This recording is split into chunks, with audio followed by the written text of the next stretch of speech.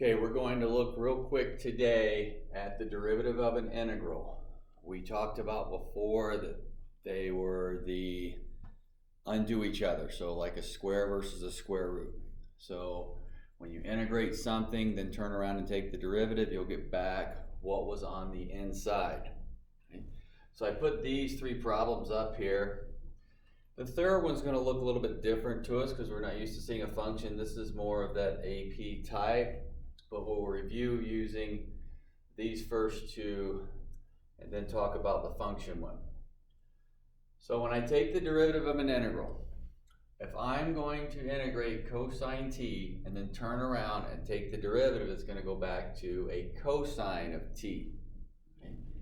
With the x cubed going in and the 7, the derivative of the 7 would be a 0. So my derivative would be cosine of x cubed times 3x squared. Now remember, the 3x squared is from the chain rule. Anytime we take the derivative, we use the chain rule. When the variable moves to the bottom, the 2x is still going to go in. Chain rule would still be a 2. So my derivative would be 3 times 2x times 2, except this time it would be negative. Negative because it's on the bottom. So remember, when we integrate, it's top minus bottom. Now I know I can simplify this, but I'll just leave it in that raw form. In comes the function. If it's on the top, it's a plus. If it was on the bottom, it would be a minus.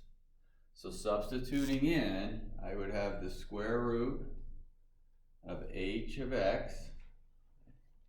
And then what happens on the AP, they think if they give you a function, you'll forget the chain rule. The chain rule still applies h prime of x. So I've still applied the chain rule with the derivative of h of x, just like I did with the 2x and the x cubed.